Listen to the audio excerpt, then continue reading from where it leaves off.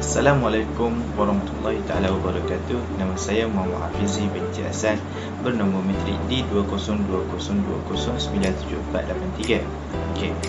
Buku akademik yang menjadi pilihan kumpulan kami untuk menyiapkan tugasan ini adalah buku Penghayatan Etika dan Peradaban. Buku ini memperihalkan tentang nilai-nilai etika dan kepentingannya dalam kemajuan peradaban. Dalam masa yang sama, tamadun Islam, India, China dan juga Melayu adalah antara tamadun utama dunia yang menunjukkan bagaimana aspek perlakuan manusia bagi membina tamadun yang hebat ini. Hal demikian haruslah berasaskan kepada kemanusiaan, pandangan, fahaman dan kesedaran yang jelas dan tanggungjawab. Nilai-nilai asas yang membina peradaban yang hebat seterusnya perlu mewujudkan kesepaduan sosial dalam masyarakat di Malaysia. Buku ini juga menerangkan tentang perlembagaan persekutuan sebagai tiang seri dalam membina negara yang berdaulat serta kelangsungan sebuah negara bangsa dalam masyarakat yang mempunyai pelbagai etnik. Tambahan pula, dalam menghadapi perubahan budaya akibat daripada perkembangan teknologi komunikasi kontemporari, buku ini memaparkan perlunya penerapan nilai-nilai moral yang utuh bagi menangani nilai-nilai moral yang destruktif. Peranan setiap individu dan organisasi adalah amat penting dalam melaksanakan tanggungjawab sosial selaras dengan mewujudkan rakyat yang bermasyarakat. Salam sejahtera saya ucapkan kepada doktor. Pertama sekali saya ingin menerangkan mengenai latar buku yang telah kami kaji, iaitu buku Penghayatan Etika dan Peradaban. Buku ini ditulis oleh beberapa individu, iaitu Muhammad Azhar Abdul Hamid, Faizah Muhammad Fakhruddin, Rozita Omar, Fadila Zaini dan Muhammad Goharuddin Muhammad Alwi.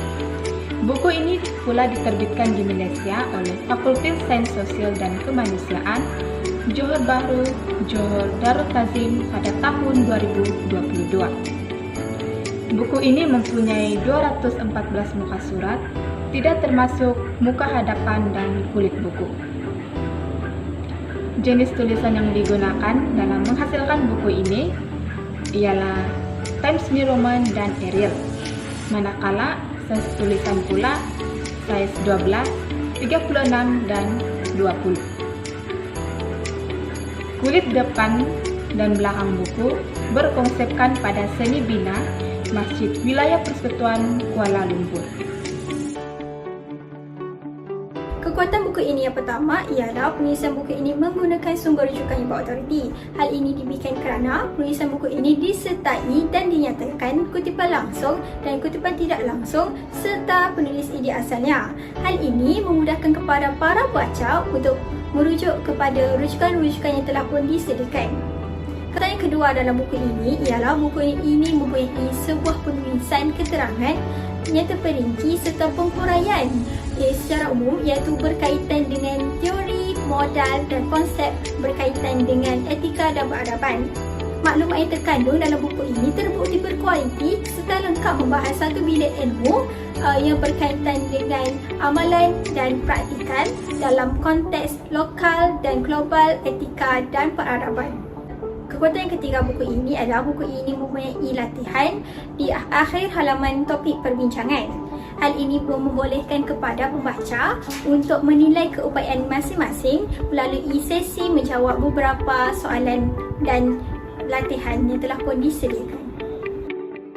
Okey, pada masa yang sama, kumpulan kami juga telah mendapati kelemahan yang ada dalam kandungan buku Penghayatan Etika dan Peradaban ini.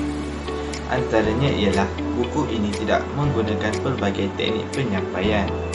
Kami mendapati bahawa buku ini tidak menggunakan gambar rajah sebagai maklumat tambahan yang ingin disampaikan dalam buku tersebut. Hal ini telah menyebabkan buku tersebut dirasakan kurang menarik oleh pembaca kerana ianya hanya mempunyai teks sahaja. Kelemahan yang kedua pula ialah buku ini hanya menggunakan satu jenis warna sahaja, iaitu warna hitam. Hal demikian juga telah menyebabkan buku ini kelihatan muram dan membosankan. Dan yang terakhir ialah buku ini tidak sesuai untuk pembacaan pelajar atau murid peringkat rendah. Hal ini kerana buku ini menggunakan struktur bahasa dan penjelasannya yang berbentuk kompleks, di mana bentuk ini agak susah untuk pelajar peringkat rendah memahami maksud sesuatu ayat yang dinyatakan. Itu saja kelemahan yang dapat kami perolehi daripada buku tersebut. Assalamualaikum dan salam sejahtera. Nama saya Nur Fadli binti Abdullah, pemegang kad matrik D2021093090. Seterusnya, kita akan membincangkan tentang ciri-ciri istimewa buku penghayatan etika dan peradaban. Antara ciri istimewa yang terdapat dalam buku ini ialah mengemukakan teori-teori klasik yang boleh diguna pakai dalam kehidupan seharian. Misalnya, perbincangan mengenai teori kebaikan, teori teologi, teori deontologi dan teori hak asasi. Kesemua teori yang dijelaskan dalam buku ini adalah sangat jelas dan padat. Pembaca boleh menambah ilmu pengetahuan di samping mencontohi etika yang diamalkan oleh pelbagai masyarakat. Selain itu, ciri istimewa yang kedua ialah mempunyai keunikan dalam struktur bahasanya. Penulis buku ini menerapkan penggunaan bahasa tinggi dan kompleks yang mudah difahami oleh pembaca. Hal ini kerana pengarang banyak melibatkan penggunaan perkataan bahasa Inggeris, namun terdapatnya terjemahan terhadap perkataan yang digunakan. Perkara ini memudahkan pembaca, terutamanya pelajar, dalam memahami tentang bahasa tersebut. Misalnya, setiap perkataan yang digunakan mempunyai makna-makna tertentu untuk disampaikan, seperti ethos yang bermaksud watak. Ciri keistimewaan buku ini yang ketiga ialah dari segi penambahan strukturnya yang baik. Di dalam buku ini, isi kandungannya membincangkan 8 topik yang berkaitan dengan etika dan peradaban dari pelbagai aspek. Melalui isi kandungannya, pembaca dapat mengetahui gambaran sebenar atau topik-topik tertentu yang dibincangkan dalam buku ini. Setiap topik yang dibincangkan itu mempunyai kandungan yang jelas dalam perbincangannya.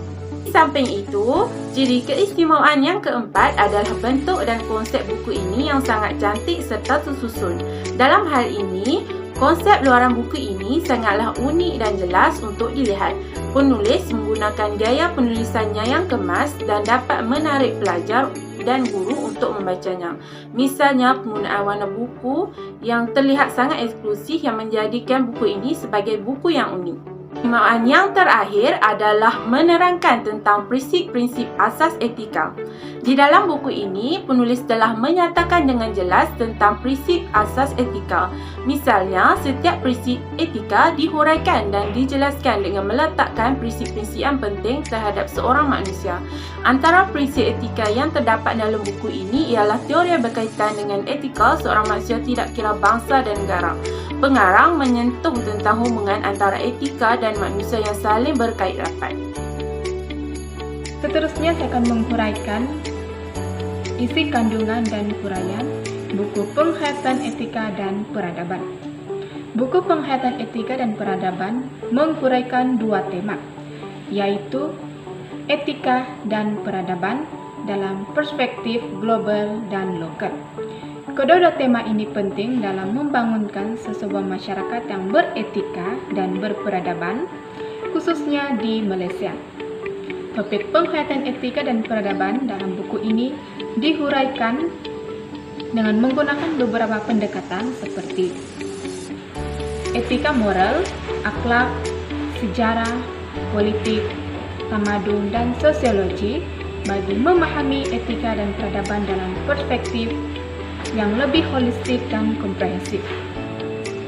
Dalam bab yang pertama hingga bab yang ke-9, penulis telah mengetengahkan idea-idea yang menarik dan bermanfaat kepada pembaca. Selain itu, penulis juga menghuraikan setiap idea-idea yang ditengahkan supaya pembaca dapat memahami idea yang coba disampaikan oleh penulis.